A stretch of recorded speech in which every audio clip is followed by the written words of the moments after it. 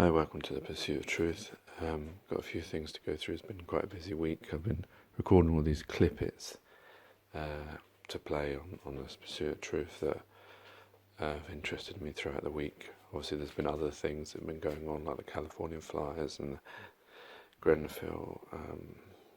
Has it been a year now since Grenfell? Seems longer. And obviously all the build up to the December election. But first I want to start with the celebrity version of Gogglebox, which is Stand Up Against Cancer.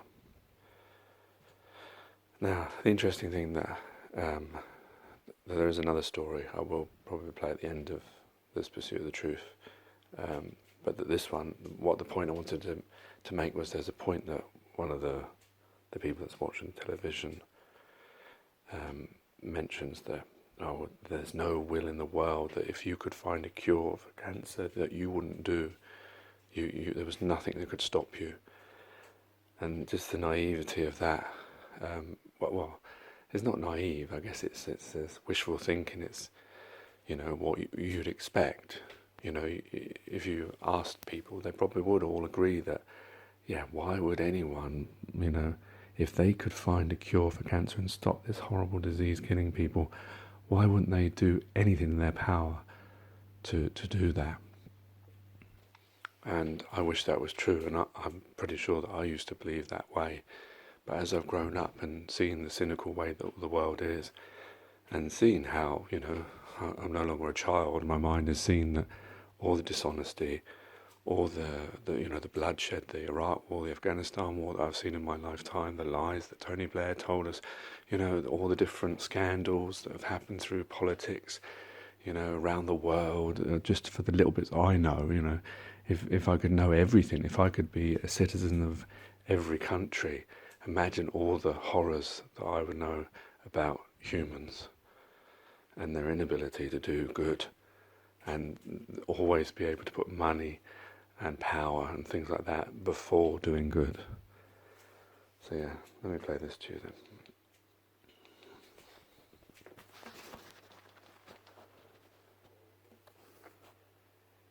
That you will ask me that question, so I was ready. Unbelievable! On Wednesday night, Channel 4 told us Brett's story. We were both newly qualified teachers, but as time went on, we both realised that there were more feelings there than just friendship, and it was just a really nice development from a friend to a best friend to a husband eventually. Oh. Your best friend is your husband, isn't it? Oh, yeah. My husband was my best friend, my soulmate. Freya was born, and a couple of years later, Ella came along. Lovely family, innit? Yeah, Huh? lovely. My daddy used to take me to the farm and play. You like that, don't you, kids? We liked to feed the animals and bounce on the bouncy cushions. It made me really happy. Bless him. Then he got poorly. Oh, no. Brett was first diagnosed with a brain tumour 4 years ago. Oh, fucking hell. So young. We sat down with his neurologist, and they'd gone through the extremes of what the surgery could lead to, and it ranged from death to removal of the tumour. I think that was at the stage where we almost started to panic, and they just took as much of the tumour away as they could.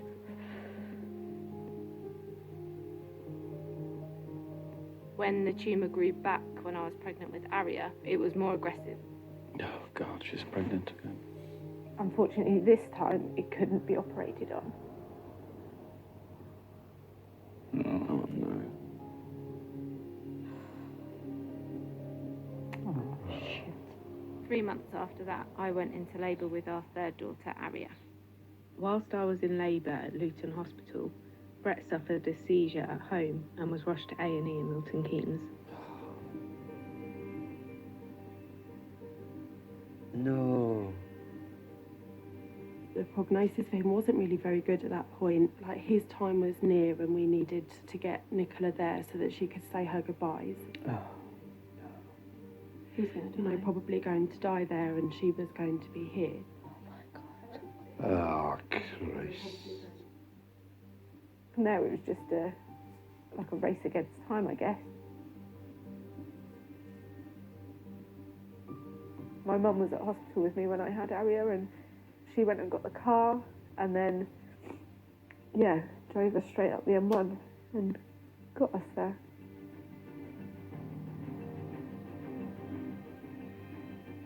I knew what was going to happen. And I just wanted him to know that he was okay.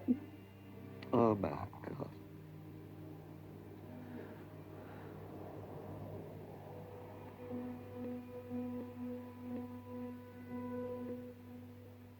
And when we arrived there, I just took her over to him and laid her on him.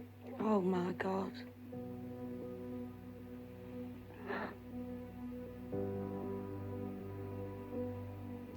No, no.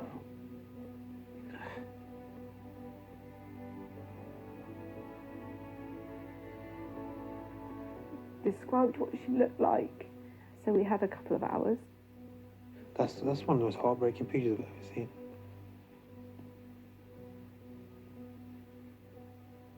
I said to him, it's okay, like, don't hurt yourself anymore. Oh my God. She's like giving him permission to go. Do you know, putting himself through the pain.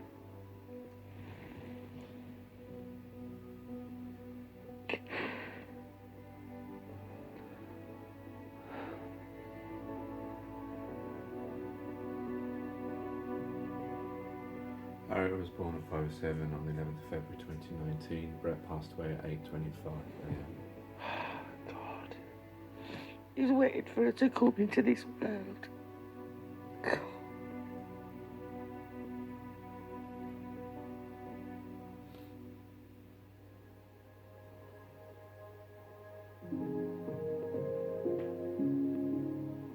My daddy sends us feathers to let us know that he is looking after us. Oh God. That's it. Oh, my God. I miss my daddy.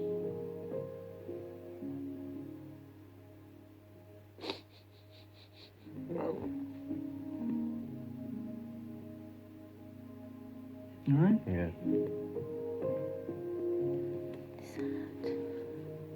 Somebody could tell you that you can do something to stop that from happening. There is not a force on earth that would Stop you from stop doing you from doing it, would it? anything you could. Tough to listen to, tough to live through. That's why you can help. Yeah. I know it's nothing worse than being told you've got cancer, but the sad part about it is the effect it's on everybody around you, innit? You know?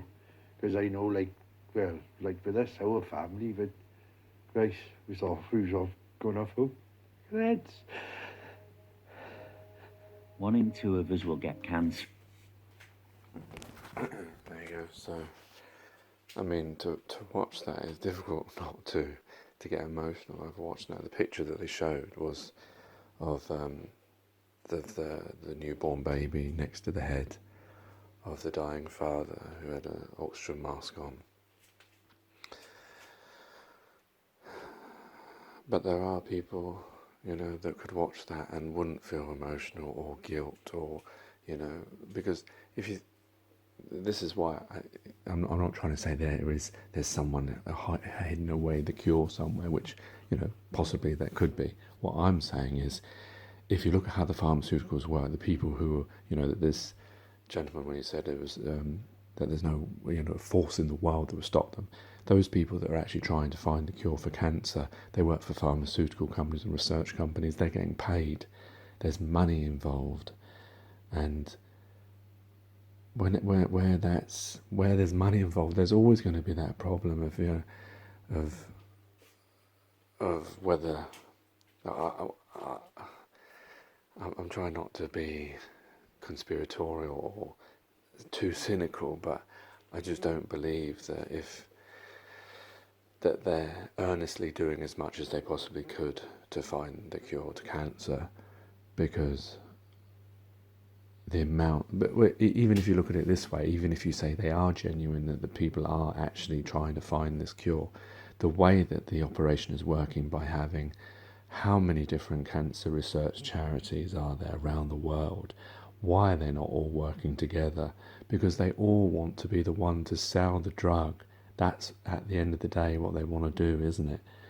You know, Glaxo or whoever it is, they don't want their competitors to find the cure. They want to find the cure. And why that kind of mentality? Well, that is the force that's stopping this from ever coming into fruition. And the fact that money is involved with pharmaceutical companies, they should work outside the monetary system. I'll play you the other one at the end, because, you know, I just feel that this disease is one of the worst diseases, and there's just not enough done to really to stop it. So,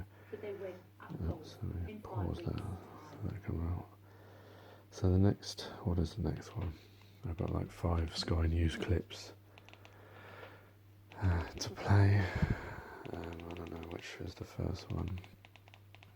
I'll just put them in order. I think this is the order that they were recorded in. This is from the Sarah Jane Mee show on Sky News. What was this one about? Let me just forward it a little bit so I don't know.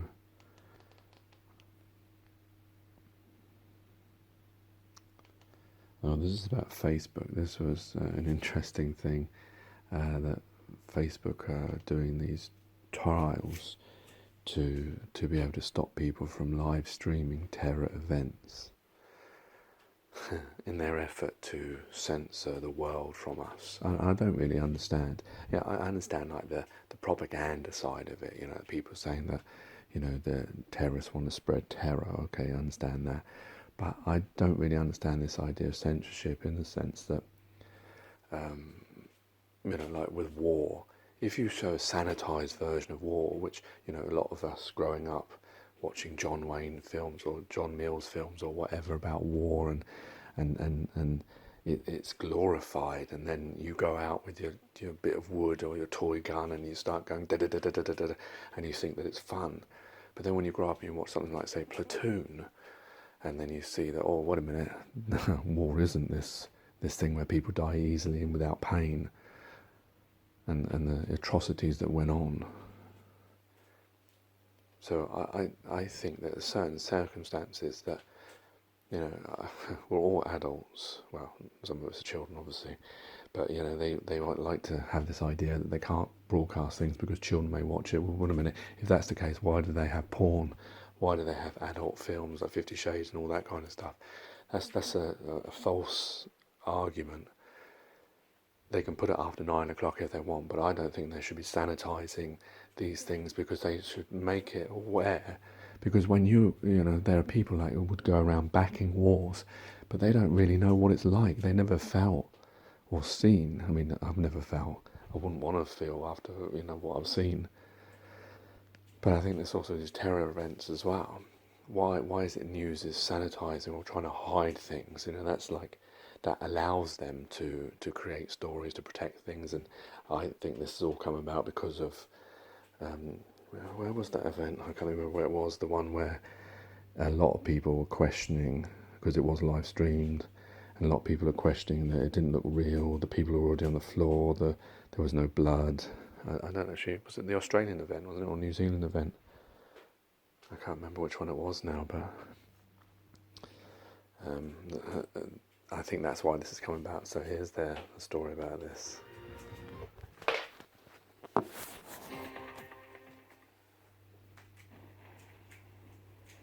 The Metropolitan Police has shared footage of a terrorism training exercise with Facebook. This is in an effort to help the tech giant prevent any future atrocities from being broadcast live.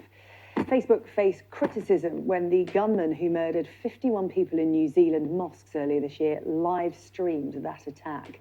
Our technology correspondent Roland Manthorpe has this report, and we should warn you that it contains footage of the police training exercise designed to mimic a real-life terror attack. This is what the world looks like to a mass shooter. Not a real one, but a Metropolitan Police firearms officer taking part in a training exercise in Kent. It's being filmed from his point of view for the benefit of Facebook, to help the tech giant develop technology to identify live streaming of shootings on its website. We have highly skilled firearms officers who train in various different situations to address firearms threats.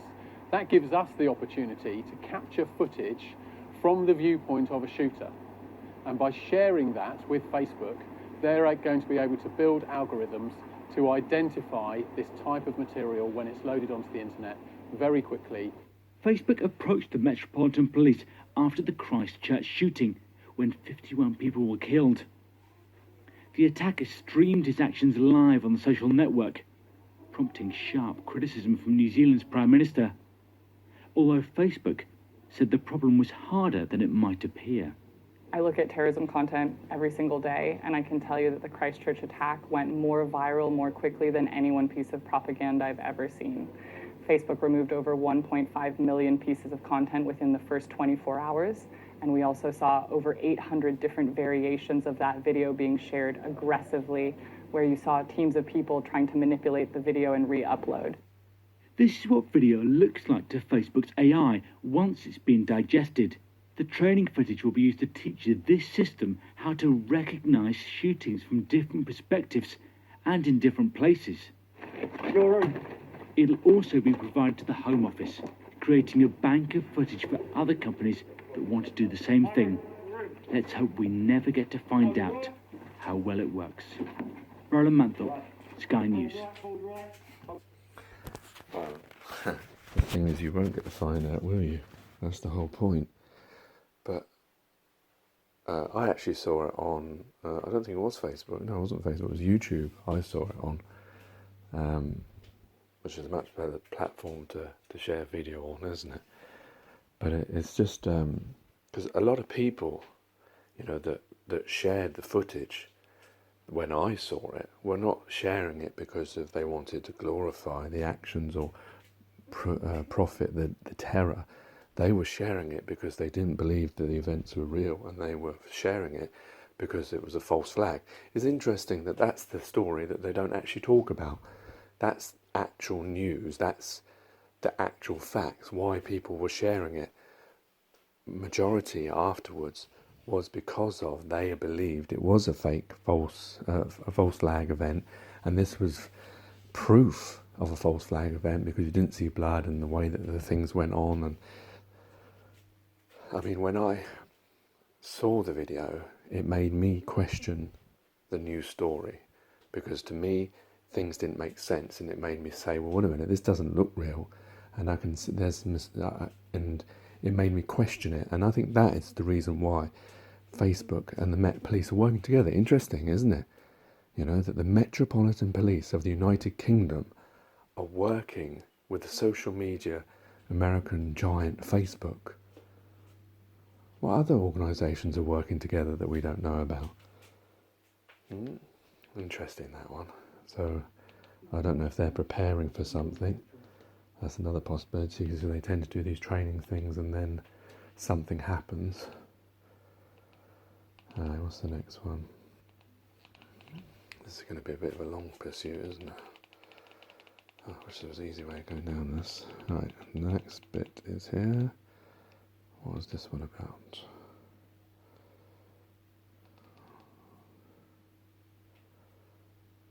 Oh, this was Brexit. Well, this was this interview. It was a really interesting interview with I thought the Sky News guy did very well, actually, interrogating the Conservative. I don't know, she's something to do with, I'm sure I'll come up with her name, to do with universal credit and welfare and stuff like that, and just the way people don't seem to understand the way that the actual world works and how cruel they can be.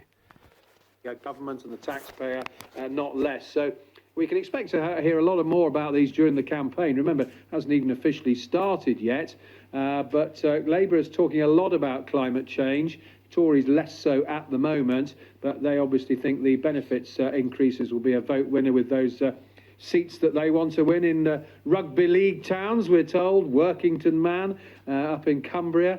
Well, we'll see. The polls have got the Tories ahead at the moment, but there's some jitters in the Tory camp, in the High Command, not least because of talk that this week the Lib Dems, Plaid Cymru and Greens will confirm plans for a Remain alliance. Could be up to 60 seats involved there. Tory Brexit... Let me forward to the bit that I wanted to forward to. It was this bit. 2017. Okay, John, thank you. Let's stay with part of what John was talking about there, the decision of the government to confirm that in April 2020 the benefits freeze will stop, a 1.7% increase in welfare, including universal credit, 3.9% in the state pension. We're joined from Westminster now by the Work and Pension Secretary, Therese Coffey. Ms Coffey, welcome. Thank you for taking the time to speak to us. Hello. First, I guess, starting off to ask you that this, in fact, is not a new announcement. It is the end of the policy announced in 2016 by George Osborne. Well, it is a new announcement. For the last 4 years, through legislation, we chose not to make any increases at all. But when it comes to my assessment this time, I was able to look at the balance of the economy, the fact that we've got growing wages, and do that analysis, which I have to do yearly. And I took the decision that we could now make sure that we get on and have an inflation rise in benefits for people. It's worth pointing out to anyone who's watching this who this directly affects that the end of this freeze will not reverse what has amounted to a 6% cut in real terms in their income. Perhaps you could confirm that. Well, I think it's important that one of the things that we are doing with the increase in the benefits that are available, and that includes actually for working people on universal credit, is to recognise that we had a £156 billion deficit when we came into government nearly 10 years ago. We decided to make sure that we managed to have an economy where we could start to have stronger and stronger, and that's why after that time of the 4 years of freezing, we've been able to unlock. So that loss of more than £2,000 for the poorest 7 million families was a necessary cost to bring the deficit down. I think it was an approach that one of the things that the Conservative Party rightly is about how we encourage people to get more into work. That's why we've got record number of people in jobs.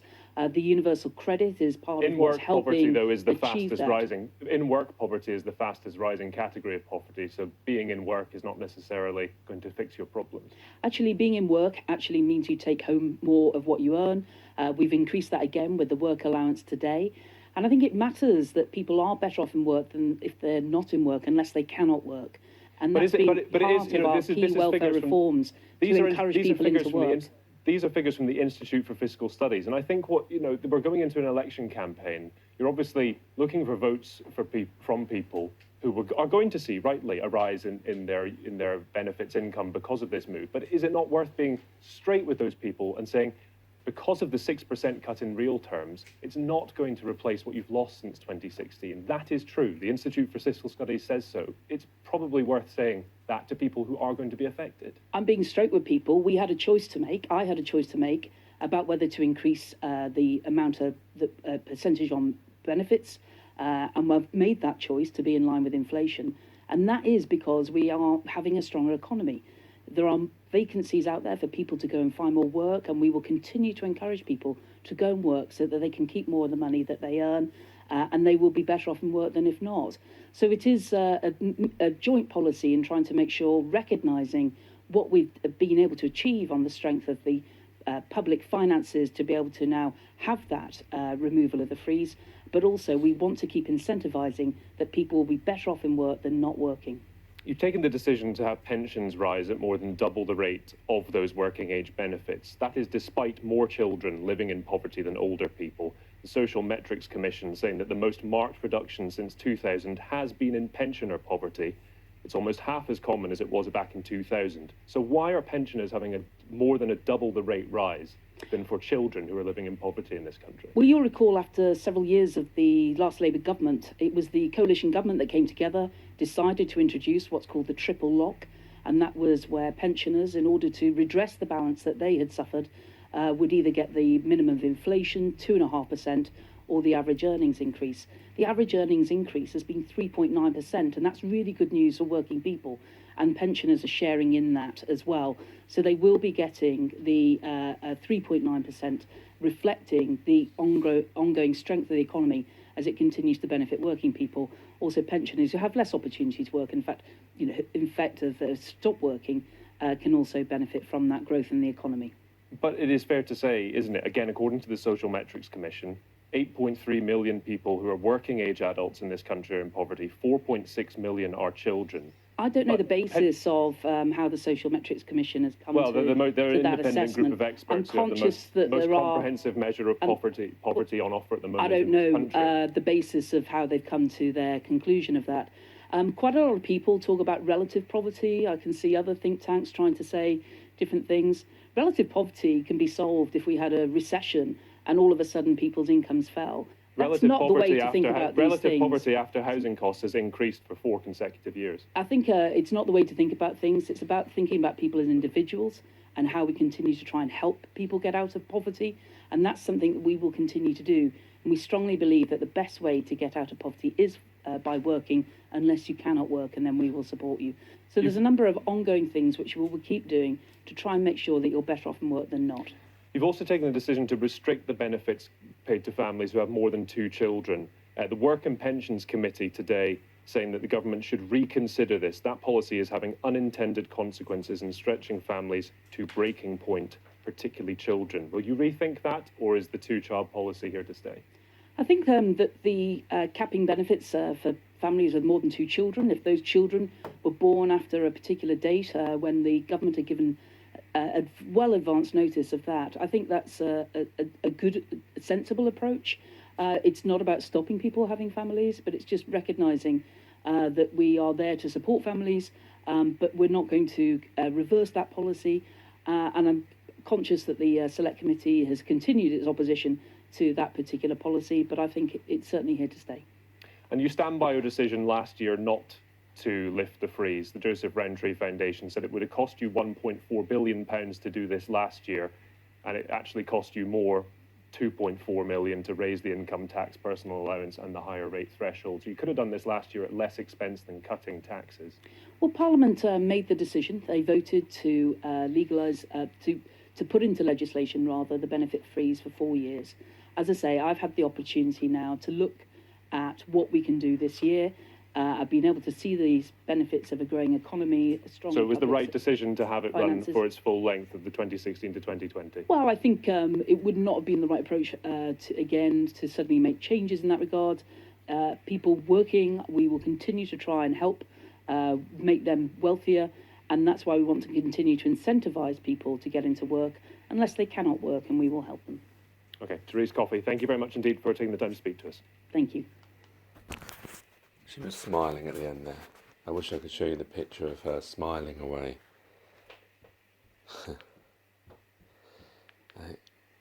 That's just amazing, really. And these people will probably get in again. But this just goes to echo the comment before where that guy said there would be no way that, if someone could work out the cure for cancer, they wouldn't do it. This woman was given facts from this presenter, and she swerved the facts every single time and just went off her spiel of, I don't know why, I suppose the reason why politicians find it so difficult to actually just answer questions is because then they have to face the consequences of those things. If she just said, yes, that's true, the statement you just said was true. But they just waffle on and try and get around the attacking point. But yeah, that's just proof, if you needed it, of how people work, and and that this idea that people would do anything to do the best thing is not always true. This next case shocked me because I didn't know this was happening. It's about autism. It was on Sky News.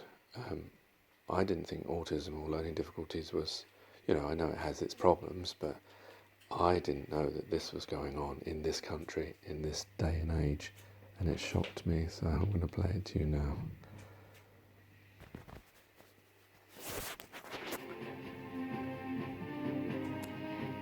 Hello, good evening. Being locked up alone 24 hours a day in a sealed room, empty but for a single mattress on the floor, is usually the kind of punishment reserved for the worst criminals.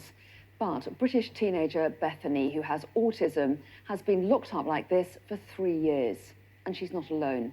The latest figures suggest that more than 2,000 people in England with a learning disability or autism are being wrongly held in mental health units. Ashish Joshi has been speaking to Bethany's family and has this exclusive report on a crisis in healthcare and the human tragedy that can follow.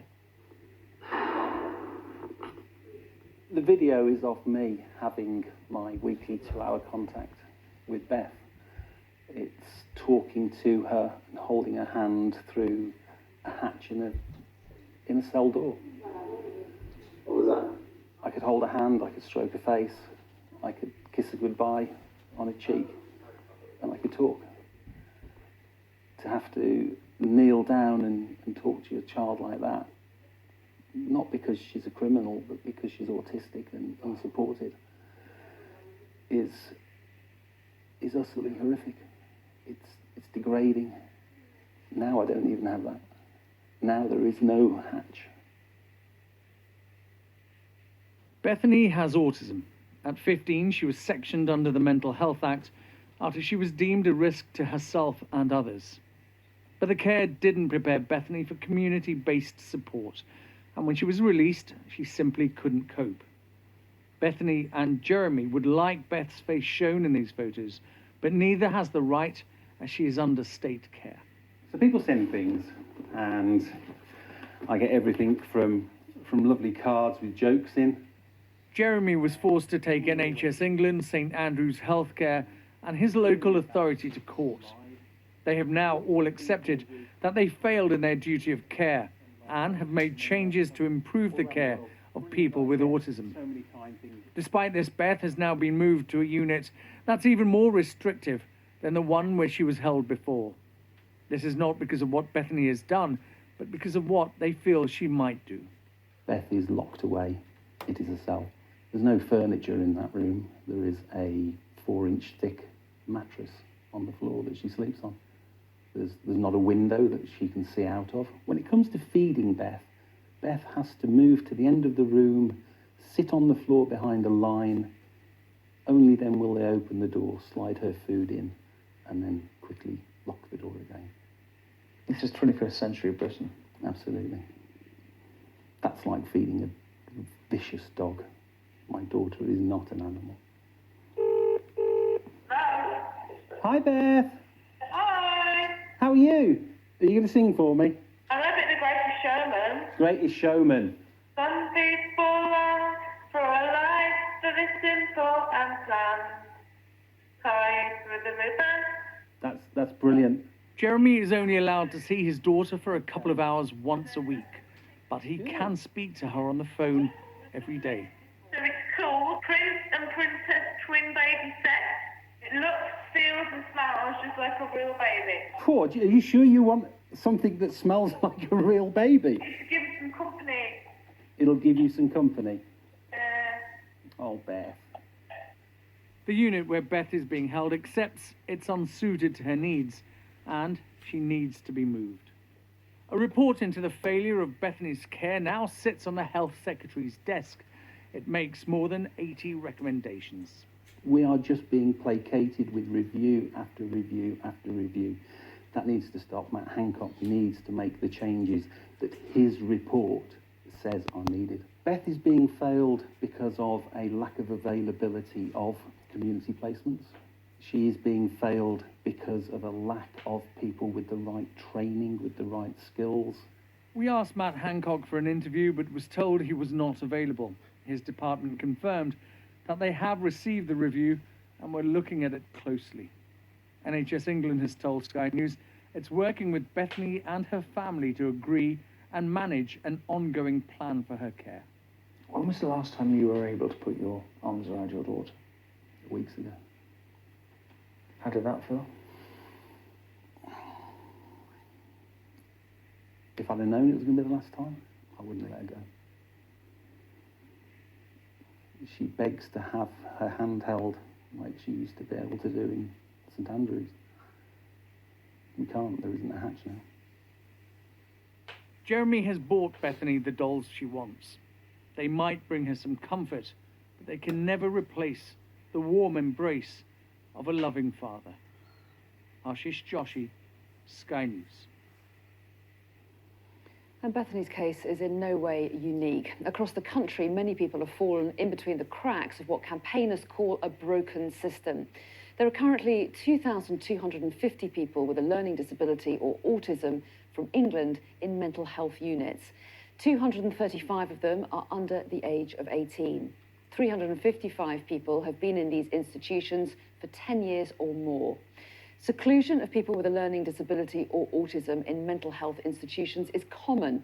A recent report has found the system fails people who are segregated and, as a result, was not fit for purpose. For those who end up forgotten in institutions, sometimes miles from home, that is a national scandal, and we should be putting everything we can into making sure that those people have the right care they need in the right setting.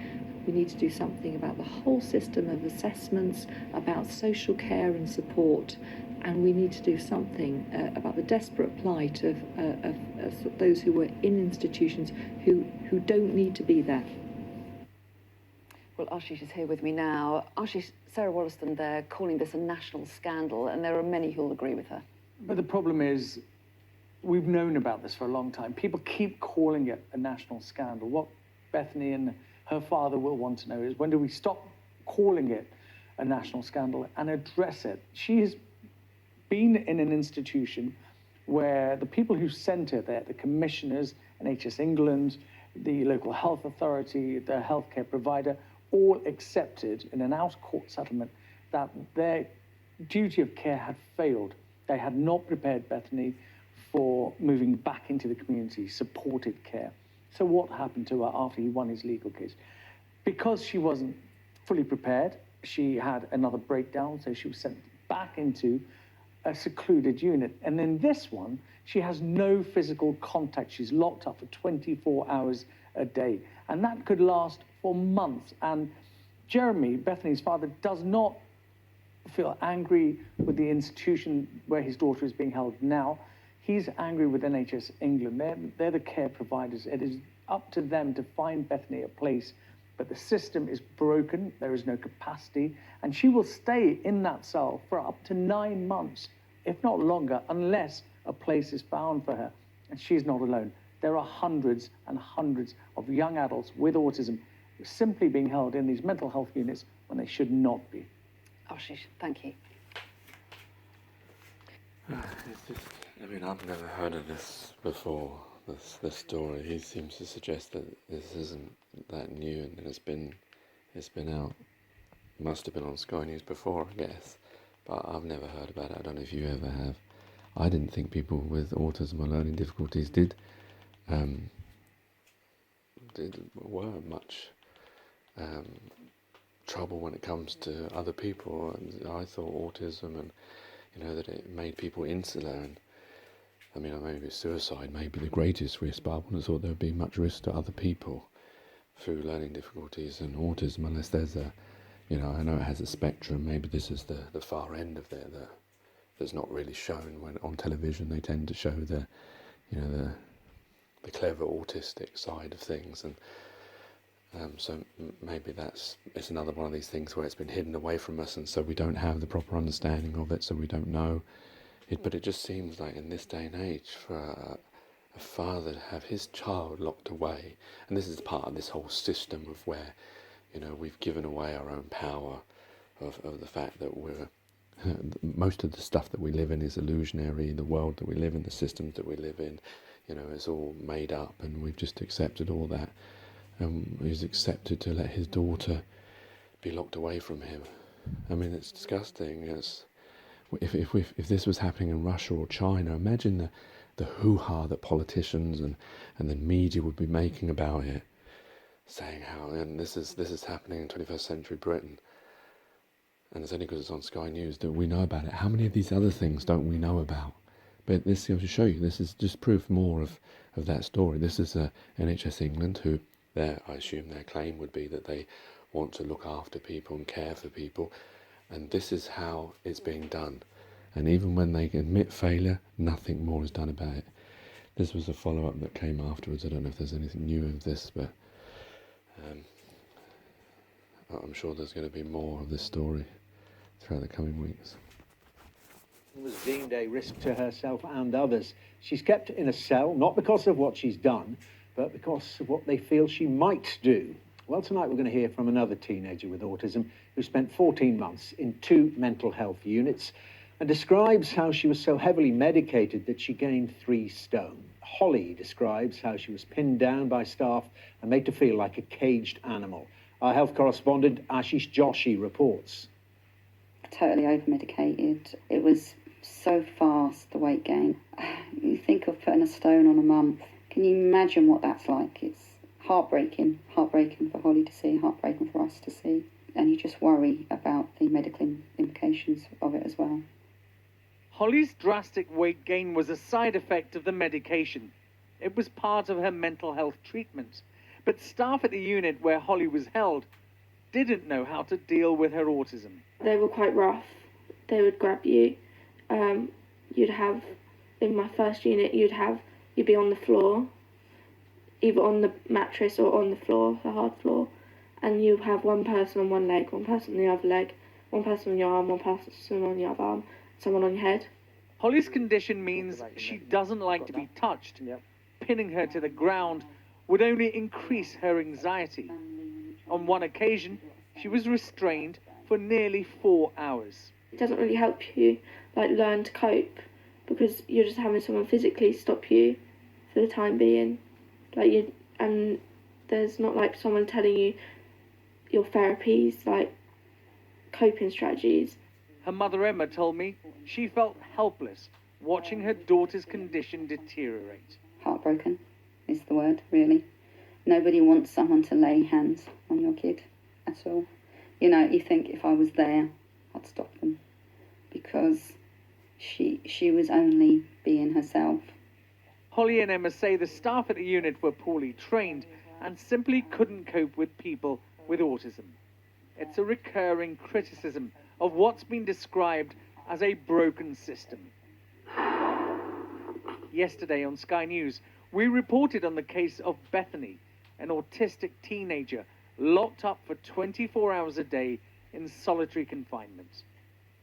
She's just one of more than 2,000 people with a learning disability or autism currently being held in a secure unit in England. Of these, 235 are under the age of 18.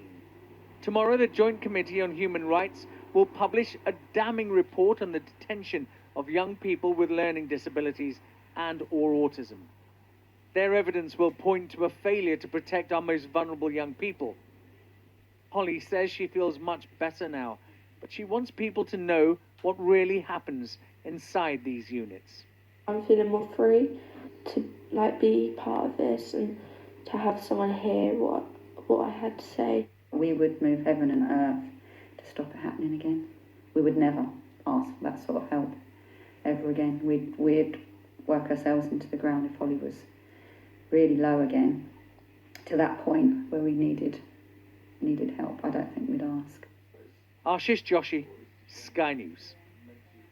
Well, NHS England has responded. Tell Sky News Bethany's case continues to be assessed by expert clinicians, and we are working with her family and Bethany herself to agree and manage an ongoing plan for her care. It continues. St Andrews Healthcare in NHS England have put in place changes to improve the care of people with autistic spectrum disorder, including new policies and systems for monitoring compliance with the Mental Health Act Code of Practice in relation to seclusion and long-term segregation, and improved equality training for staff. That's it from NHS England. Well, the latest figures show a sharp rise in the number of NHS facilities that care for people with learning disabilities or autism receiving the lowest possible rating. Last year, the Care Quality Commission, the CQC, said 1% of services for patients admitted to hospital were inadequate. But that has risen to 10% this year. The government spends an estimated £8 billion a year supporting people with some form of learning disability, but there's a big disparity in the cost of the care. It takes around £65,000 a year to care for someone with learning disabilities in the community or in a residential home, but nearly 3 times as much, around £180,000, to look after someone who's in a mental health hospital. Some of the background there for you. Well, joining me now is Claire Johnson, a journalist who has an autistic teenager. Very good to talk to you, Claire. Thanks for joining us this evening. Tell us, first of all, about your personal experience, and it's your son, I understand, and the kind of care and support that you've had. Yeah, well, I mean, I'm happy to say that our situation is not anywhere close to that. I think that my son was diagnosed at 4, and he's now a teenager, and we've had to learn as we go, because from that point of diagnosis, it was kind of like, this is your diagnosis, over to you, and you are left as a family to try and work it out. I can't even remember a health specialist or anybody talking me through in detail what my child's sensory needs might be, or I literally had to sort of work it out for myself. I think that we are lucky. I'm in Edinburgh, in this part of the country, I think through a mixture of pushing, and that is a big factor, and not everybody can do that. And also just from having good services available locally, we found good support, and he is now being educated in a mainstream school. He wasn't in primary, but that is the amount of progress he's made. For other kids who don't get the right support in the early years, it can go spectacularly wrong.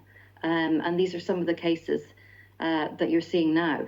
Yeah, I mean, I know you know about Bethany's case that we've been reporting on. I mean, what do you make of that as you see some of the conditions that she has to endure and that the family has to go through?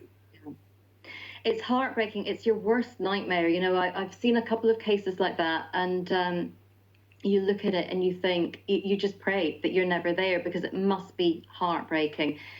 It's difficult to judge when you don't know the exact circumstances, but I think that key to what is being said in that report is that you're talking about staff who don't necessarily understand the needs of people with autism, which can be, and they're dealing with people at the extreme end of the spectrum. And that is something that you can see over and over again in schools and hospitals, staff who don't have the right training. And also the conditions, you would think there must be some things that they can do to make her situation more comfortable, whether it's music or sensory lighting, there have got to be something. And it's interesting what you said earlier about early support, direction, care, however we want to define it. Jeremy, Bethany's father, makes that point, that he felt that there was a real lack of early care. Yeah, I think the onus is on the parents, and I think we had a lot of luck along the way, because my son's nursery, so when he was 2, 3, we're onto it really quickly. And they were aware of a team in our local authority who could come out, but they had to be invited to come out. So if you didn't have a nursery that was on top of that, or a health visitor, it wasn't going to happen. And I always think back to how lucky we were, because once we got that support from the local authority, they started to educate us about what was available in terms of specialist education and so on, and we've kind of grown from there. But there was a lot of luck and working it out for ourselves and knocking on doors, and there are so many people in the country who just don't have the ability to do that. I'm a journalist, of course I'm going to be able to find these things out, but a lot of other people aren't. It's too true. And there's this issue of resources, isn't there? And it applies in so many other cases, particularly when it comes to healthcare and social care and things like that. As you say, if the local authority gets involved, yes, they have to spend the money, but overall, for the nation, it's cheaper than the NHS getting involved and a mental healthcare institution having to get involved or something like that. We've just illustrated the figures here, the difference in the costs. Yeah, I mean, I think the one thing that is clear, whether you're talking about autism, ADHD, OCD, or mental health generally among our young people, we are in a bit of a dire situation at the moment, and it's only going to get worse if we don't start investing, if governments don't come up with strategies, if staff in schools and hospitals and anywhere they need to be, nurseries in particular. I mean, there should be programs running in every nursery where staff are trained to look out for the signs and to get the right support at that early stage. There's been tons of research done. If you can get in there early on, you can make a massive difference. Well, it's been really instructive talking to you, Claire. Thank you very much indeed. Claire Johnson there. And you are watching. Okay, so that's the problem. Is like the other thing is like with this election that's going on. You know, people will maybe listen to this story and they'll think, you know, let's vote Labour because Labour got all these plans of doing all these great things, which, you know, I do believe in a lot of the things that Jeremy Corbyn said in his speech about changing the welfare system, this, that and the other. But the problem is that the people that are in control, the actual people who are actually doing the work, they're still going to be there no matter who's in government. Like the people running NHS England, the civil servants, all those people are exactly the same. And that's maybe where the problem is, because that mentality is still there. It doesn't matter who's at the top. It doesn't matter if you throw money at these people, because if their mentality, you know, is that this is right, this is the way to do things, you know, that we're not going to admit problems. I mean, yeah, maybe some of it's to do with money. That I don't know actually how it costs so much money. But I think there's a lot of this wastage of money or generation of money because people are taking money in the back of their pockets, or they're funding other people that they know. That's like another thing where I say that money is the big problem. We need to somehow get rid of money at all. But if we have to keep money, let's try and get money out of social welfare, out of caring, out of medicine, out of hospitals, because that's where the failings come. Or don't we care actually about these children, these people that we claim to care for?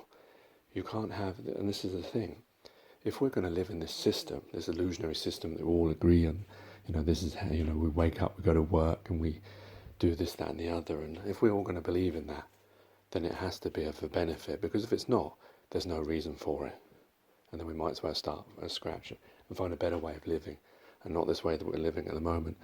And I think personally that's the way to go, because the system is failing, and it's being proved to fail.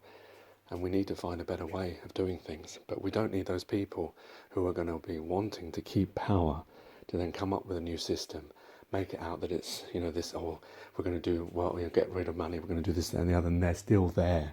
That's the people we need to get rid of, these selfish people who don't care about people really, that would sit through or listen to all of that I put on The Pursuit of Truth now and wouldn't even shed a tear or even feel a thing.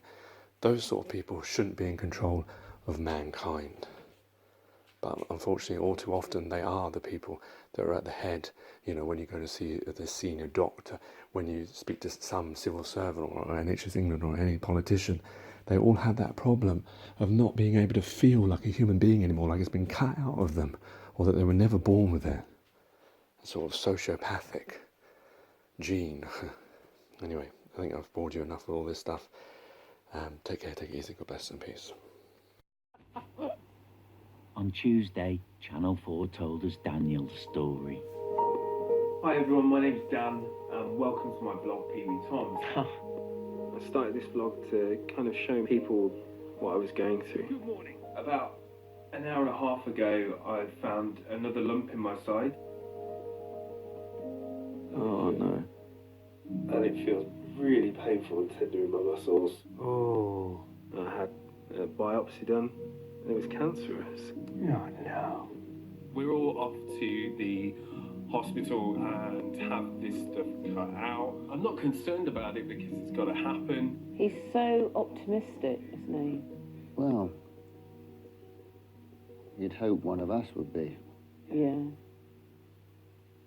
I've just seen the surgeon and he said that they've had to cut out quite a considerable amount more of my lymph nodes. Ah, it's not good news at all, is it? No. Mum, don't drive yet, alright? Oh, I can hear her crying. Crying. Oh, his poor mum. They've just basically told me that it's inoperable now. Oh no. Surgery didn't work. Oh my God, mate. What the fuck?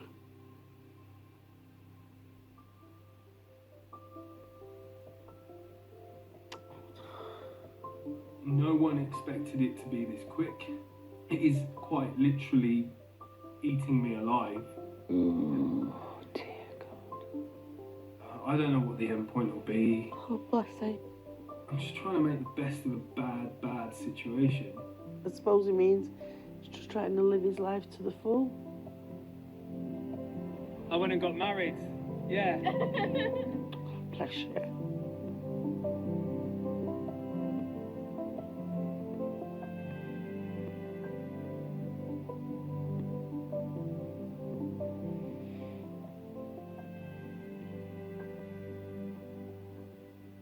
Oh. I just had to have my ring altered straight away just after our wedding because I've lost weight already. Oh my God, he doesn't look well. You know that we're not looking at years. No, You're not looking for years. I think it could be quite a bit shorter than that. Quite a bit Oh shorter my than God. that. Life expectancy. Timescale for me is limited. Now he's showing the side of his body with lots of lumps. Oh no. I am now documenting the end of my life. Oh, fucking hell. Poor man. I'd be terrified. Oh, God. It's very painful now.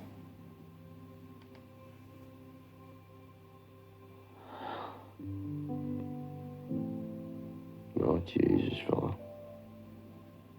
It's upsetting as well because there's things I want to do I'll never be able to do now. Yeah. Oh, that pain.